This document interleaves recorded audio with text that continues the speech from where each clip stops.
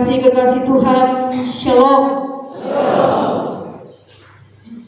Saudara yang terkasih, di awal liturgi tadi kita dapat mengikuti cerita tentang Sasando. Saudara yang terkasih, kita dapat membayangkan melodi Sasando yang lahir dari jemari Paubuni dan Bulaluki di pantai Kosiso. Bunyi Sasando itu bukan sekedar musik, namun saudara, bunyi Sasando itu bagaikan magnet. Sebagaimana dalam cerita, ketika bunyi Sasando itu terdengar, itu ibarat memanggil para ibu dari tepi laut, mengetuk pintu hati putri raja yang terkurung di Raudale. Bunyi Sasando bagaikan dia mengumpulkan orang-orang, sebagaimana dikatakan mengumpul orang-orang di Batu Leli. Dan saudara, tanpa kita sadari, Sasando itu menciptakan sebuah perjumpaan. Ketika ada petikan bunyi Sasando, disitulah orang-orang mulai berkumpul. Namun saudara yang terkasih, sejarah mencatat akhir yang memilukan.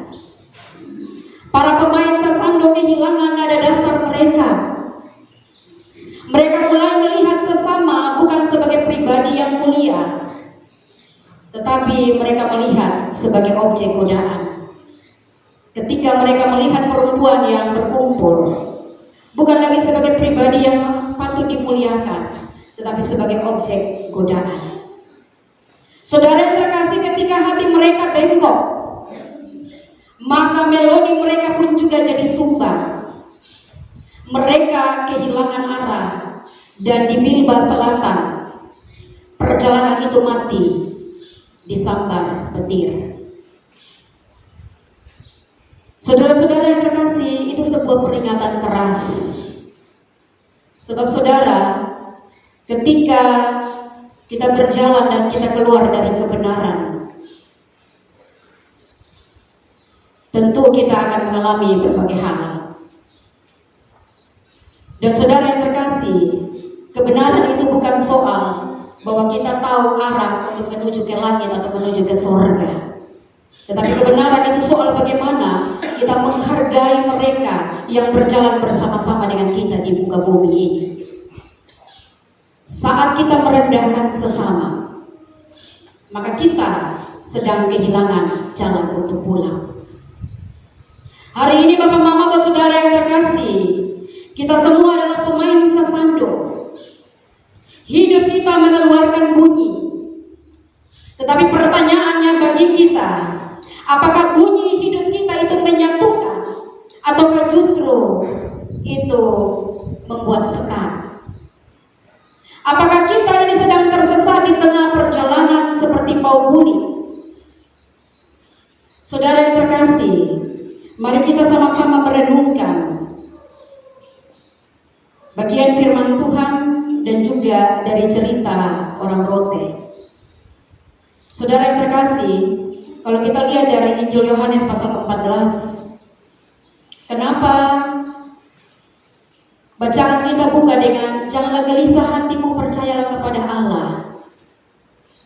Saudara, karena para murid Yesus dalam bacaan kita ini sedang mengalami kebingungan. Karena bait suci,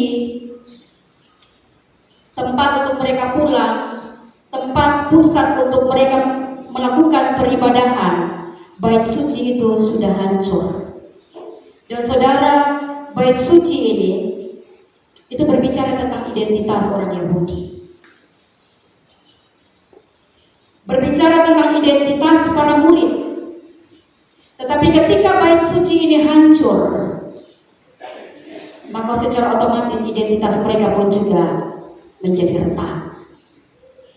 Mereka merasa bahwa tidak punya rumah lagi, seolah-olah mereka tidak punya tempat pulang lagi.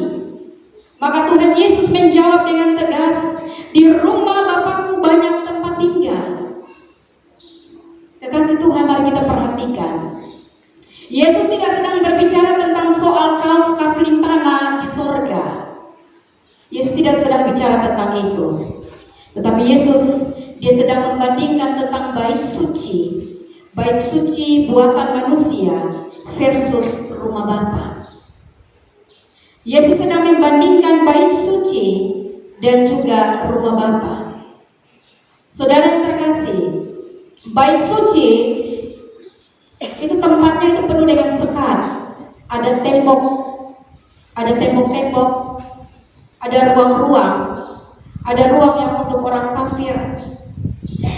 Kalau untuk perempuan khusus, dia hanya cukup di pelataran saja, karena budaya Yahudi itu adalah budaya laki-laki. Perempuan cukup ada di pelataran. Dan saudara, tabir tebal yang menjauhkan manusia dari Tuhan, orang-orang hanya bisa ada di ruang kudus, tetapi ruang maha kudus tidak boleh ada seorang umat pun juga yang boleh datang ke ruang maha kudus. Itu hanyalah seorang imam. Bapak, mama, saudara yang terkasih, jadi Yesus ini sedang mau bilang kepada para murid bahwa yang sedang dia tegaskan di sini bukan bait suci, tetapi dia mau mengatakan, dia menawarkan kepada para murid, walaupun kalian gelisah menganggap bahwa seakan-akan tidak ada lagi rumah untuk kembali, karena kita tahu bahwa bait suci adalah pusat yang di Yerusalem, dan itu pusat semua orang untuk kembali, untuk bisa menghampiri Allah mereka.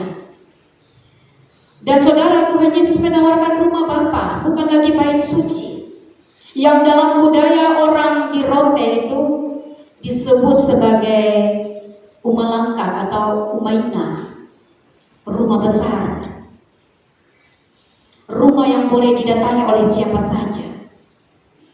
Saudara, Bapak Mama tahu bahwa umalangka atau umaina itu sangat luas. Rumah adatnya orang Rote luas ya Bapak Meksi. Rumah adatnya orang Rote, tanpa sekat, tanpa dinding, tanpa beton yang kaku. Atap daun lontarnya itu memayungi siapa saja. Dan kemarin saya tanya-tanya informasi dari bapak-bapak orang Rote, mereka bilang bahwa itu rumah adat orang Rote itu kan itu dia seperti panggung. Di bagian kolongnya itu tempat untuk hewan-hewan, kambing, domba itu berteduh. Lalu di tingkat yang kedua itu tempat untuk semua manusia, siapa saja bisa datang untuk duduk di situ, siapa saja bisa bertamu. Lalu nanti di bagian loteng, bagian atas itu tempat privasinya, tempat privasi keluarga, tempat penyimpanan lumbung-lumbung. Nah, saudara-saudara yang terkasih, umaina atau umalangka, siapa saja bisa masuk. Tidak ada yang bertanya apa sukumu atau seberapa suci hidupmu sebelum memasuki rumah itu. Tidak ada pertanyaan seperti itu. Dan saudara, Tuhan Yesus memperkenalkan Allah sebagai lama tua atau Tuhan pemilik rumah. Yang Tuhan pemilik rumah ini dia tidak hobi untuk mengunci pintu. Dia membiarkan rumahnya didatangi oleh siapa saja. Pertanyaan bagi kita Bapak Mama hari ini, bagaimana dengan rumah kita? Bagaimana dengan gereja kita hari ini? Adalah umalangka yang ramah, umaina yang ramah bagi mereka yang gagal dan terluka?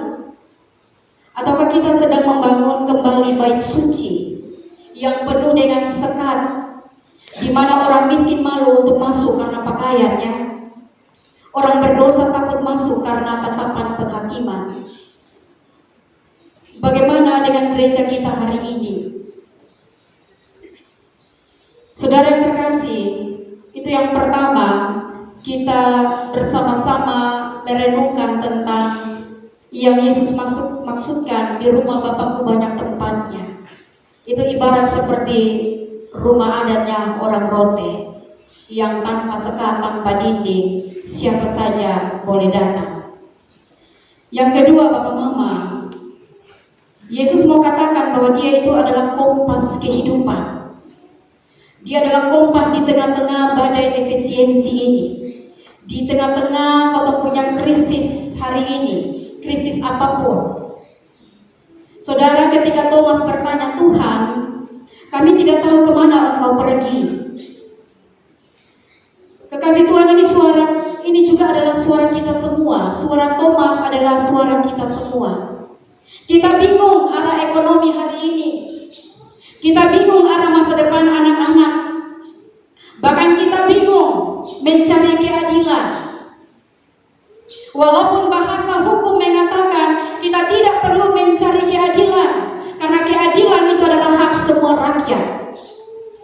Tetapi saudara, hari ini semua orang bingung di mana kita mencari keadilan.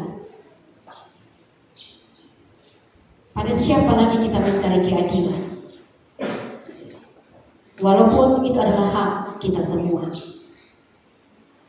Saudara yang terkasih, dan Tuhan Yesus menjawab itu. Ketika Tuhan Yesus menjawab, dia bukan memberikan peta, tetapi dia memberikan dirinya. Dia mengatakan, Akulah jalan, kebangkitan, dan hidup. Yesus mengarahkan kepada dirinya. Dia tidak memberikan peta untuk ini peta ke masuk jalan, sudah, supaya tahu dia punya arah. Dia tidak memberikan kompas, tetapi dia menunjuk pada dirinya. Akulah jalan, kebenaran, dan hidup. Kekasih Tuhan, jalan itu bukan jalan tol yang mulus. Yang Yesus mau katakan ini, akulah jalan ini. Tetapi ingat bahwa itu bukan jalan tol yang mulus, tetapi jalan salib. Mengikut Tuhan Yesus itu berarti berani berjalan ke arah mereka yang sedang menderita, bukan menjauh dari mereka yang menderita. Itu jalannya Kristus. Dia bilang akulah jalan. Itu berarti bahwa dia adalah jalan untuk semua orang bisa datang, siapa saja. Ketika Tuhan Yesus mengatakan akulah kebenaran, saudara yang terkasih, itu bukan sekedar teori. Tetapi ketika Yesus mengatakan akulah kebenaran, itu adalah sebuah kesetiaan. Saudara yang terkasih, dalam cerita Sasando tadi, Paubuli binasa karena dia tidak setia pada misi Sasandonya. Kebenaran itu adalah tetap jujur meskipun dunia ini penuh dengan tipu daya. Ketika orang keluar dari kebenaran, maka saudara jujur bahwa sebagaimana cerita orang Rote tentang sejarah Sasando, ketika mereka keluar dari misi, keluar dari kebenaran, maka perjalanan mereka menjadi mati. Saudara yang terkasih, ketika Tuhan Yesus mengatakan akulah hidup, hidup yang Yesus tawarkan adalah hidup yang tidak bisa dimatikan oleh kemiskinan atau penindasan. Bapak Mama, saudara yang terkasih, cerita Paubuli berakhir tragis, tetapi cerita kita tidak harus berakhir yang sama. Saudara dan saya punya kesempatan untuk mengatur ulang, menyetem ulang atau menyelaraskan kembali dawai hidup saudara dan saya. Sehingga saudara yang terkasih, dari firman Tuhan hari ini ada 3 pesan yang dapat kita bawa pulang dari Umalangkap Bapa atau Umaina Bapa di sorga. Yang pertama saudara, bongkarlah sekatmu. Bongkarlah sekatmu. Jika di hatimu masih ada benci pada sesama, masih ada benci terhadap suku lain, atau rasa rendah diri karena status sosial, ingatlah, di Umaina, Umalangkap Bapa, kita duduk di tikar yang sama. Rumah itu terbuka bagi siapa saja. Yang kedua, jangan salah arah. Saudara yang terkasih, jangan biarkan Sasando sesando jabatanmu, usahamu, dan pelayananmu dipakai untuk menindas orang lain. Saudara yang terkasih, ingat, kilat di Bilbah Selatan itu, setiap terjadi adanya penyimpangan dari kasih, maka itu akan membawa kita pada kehancuran batin. Kalau kita menyimpang dari kebenaran, menyimpang dari kasih damai sejahteranya Tuhan, pasti itu akan ada kehancuran. Yang ketiga, saudara yang terkasih, jadilah ruang yang aman. Jadilah orang yang kehadirannya itu membuat orang lain itu merasa tenang, bahwa ketemu kehadiran ini selalu dinanti-nantikan. Ketemu kehadiran ini selalu menyenangkan. Ketika ada perkumpulan-perkumpulan, kita merasa bahwa tidak pas, tidak komplit kalau saudara tidak ada. Jadilah ruang aman bagi siapa saja. Seperti bunyi sasando yang memanggil putri raja keluar dari persembunyiannya. Bunyi sasando yang membuat perempuan-perempuan yang mau pergi ke laut, langkah mereka terhenti karena bunyi sasando. Bunyi sasando itu ibarat bunyi yang memanggil, dan disitulah ada perjumpaan. Bapak, Mama, saudara yang dikasihi oleh Tuhan Yesus Kristus, dunia kita hari ini penuh dengan gejolak, penuh dengan berbagai pergumulan. Kita menghadapi efisiensi, apa sedikit orang selalu ngomong, ingat ini efisiensi. Sehingga kotong iri dalam segala hal. Kotong takut, jangan-jangan kotong kehidupan besok, kotong susah bisa pilih apa-apa lagi. Kotong takut jangan sampai besok lusa kotong menjadi lapar. Saudara yang terkasih, malam mungkin memang gelap dan badai mungkin itu menggoyang perahu hidup kita hari ini. Tetapi saudara yang terkasih, dengarlah lama tua kita, Bapa di sorga. Dia sedang memetik sasando sorgawi. Nadanya adalah nada kasih dan melodinya adalah melodi kebenaran. Jangan lagi gelisah. Pintu Umalangkap, pintu Umaina sudah terbuka. Pulanglah kita semua pada kebenaran. Berjalanlah bersama-sama dalam jalannya Tuhan, dan hiduplah dalam kelimpahan kasih Tuhan. Sampai kelak nanti bunyi sasando hidup kita itu dapat berpadu dengan sempurna dalam kekekalan. Saudara molek, Tuhan Yesus memberkati. Amin.